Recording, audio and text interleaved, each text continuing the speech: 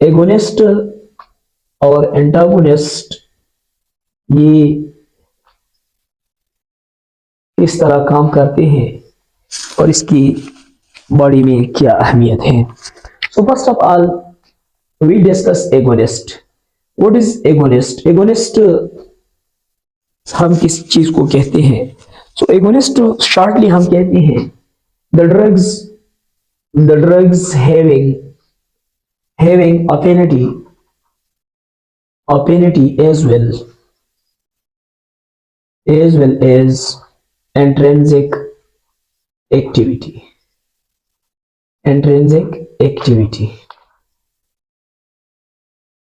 This is called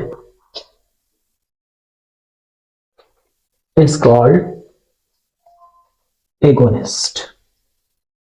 agonist affinity के बारे में भी हमने पहले बताया था और इंट्रिंसिक एक्टिविटी के बारे में हमने बताया था आप लोगों को।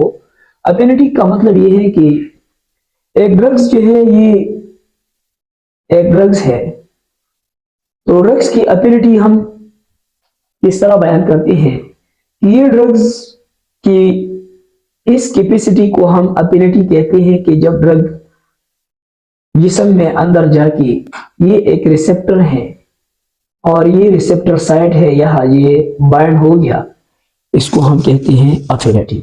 इसके साथ ही जब इंट्रिंसिक एक्टिविटी का क्या मतलब है, जब ये रिसेप्टर के ऊपर ये ड्रग्स बाइंड हो गया और उसके बाद इस रिसेप्टर के थ्रू जाके अंदर जो है कुछ बायोलॉजिकल चेंजेस या फार्माकोलॉजिकल चेंजेस इसने लाया, तो इसको हम इंट्रिंसिक एक्टिविटी कहते हैं।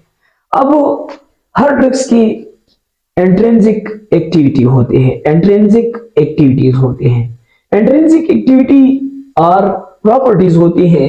फॉर एग्जांपल इसको हम एगोनिस्ट कहते हैं। इंट्रिंसिक एक्टिविटी से मतलब ये है कि हर ड्रग्स जो है वो अपना अपना एक रोल अदा करते हैं। मुख्तलिफ किस्म के बाज़ ड्रग्स की फिजियोलॉजिकल जो चेंजेस लाते हैं बॉडी में वो ज्यादा जो है लाते हैं, कुछ ड्रग इस तरह है कि वो कम लाती हैं, और कुछ ड्रग इस तरह भी होते हैं कि वो एक न खुद जो है वो इंट्रिंसिक एक्टिविटी अदा करते हैं और न दूसरे को इंट्रिंसिक एक्टिविटी के लिए काम करने की इजाजत देते हैं। तो इस तरह एगोनिस्ट के 3 किस्म है, एगोनिस्ट की 3 टाइप्स है। एक को हम कहते हैं फुल एगोनिस्ट, एक को हम कहते हैं फुल एगोनिस्ट, दूसरी को हम कहते हैं पार्शियल एगोनिस्ट, और तीसरी को हम कहते हैं इनवर्सिबल एगोनिस्ट। एगोनिस्ट के 3 टाइप्स हैं।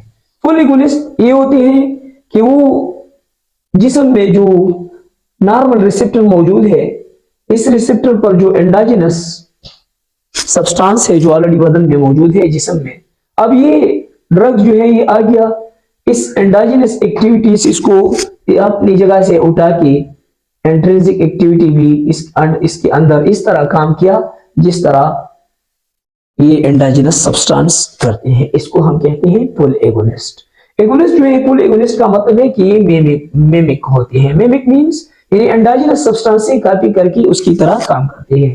Partial as the name indicate, partial का मतलब ये है कि एक ड्रग्स जो है, सपोज ये एक ड्रग्स है, ये आ गया एक रिसेप्टर के ऊपर, ये रिसेप्टर साइड है, ये रिसेप्टर के ऊपर जो है यहाँ इसने बाइंडिंग साइट को ऑक्युपाई किया, लेकिन इस रिसेप्टर में जो एंडोजेनस नॉर्मल जो एंडोजेनस सब्सटेंस है उससे कम जो है ये काम करती है, इसमें जो चेंजेस लाती हैं या एलिसिट्स करती हैं या इंट्रिंसिक एक्टिविटी है वो कम करती है बनिस्बत फुल एगोनिस्ट के। इनवर्सिबल एगोनिस्ट में इसमें क्या मतलब है, इसमें ये इसका मतलब काम ये है कि ये करती हैं कि सपोज अगर यहाँ एक पहला जो है एक एंडोजेनस सब्सटेंस मौजूद है, तो ये इस एंडोजेनस सब्सटेंस को काम करने से रोकती है और खुद जो है ये क्या करती है, खुद कोशिश करती है कि इसकी अपने इससे कॉपी करके इसमें कुछ चेंजेस लाए। ये एक एगोनिस्ट था। दूसरा इसका खिलाफ जो है दूसरा चीज है, इसको हम कहते हैं एंटागोनिस्ट। इंट्रिंसिक एक्टिविटीज मींस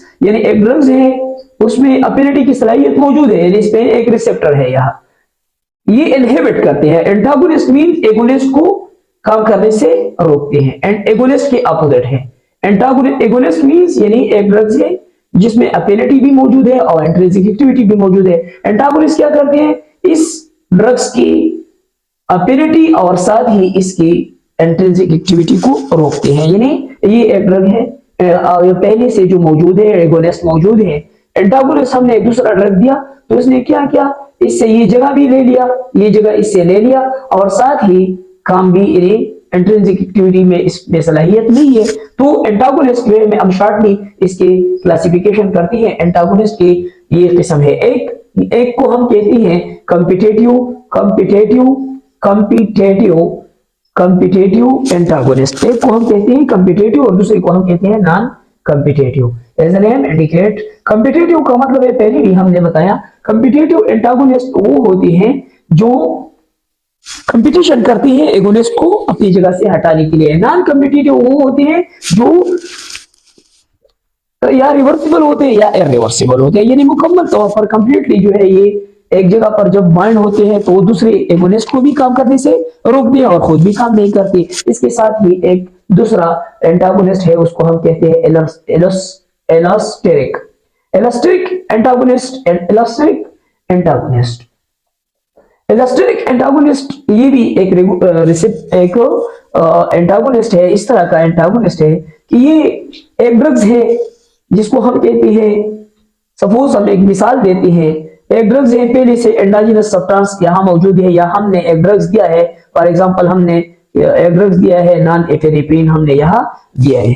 अब एलोस्टेरिक एंटागोनिस्ट का मतलब ये है कि हमने एक दूसरा ड्रग दे दिया, इसको ऑक्युपाई भी किया और इसके साथ ही ये जो है न खुद काम करते हैं न दूसरे को काम करने देता है। और साथ ही एक ड्रग्स की और भी एंटागोनिज्म इफेक्ट है, एक को हम कहते हैं फिजिकल एंटागोनिस्ट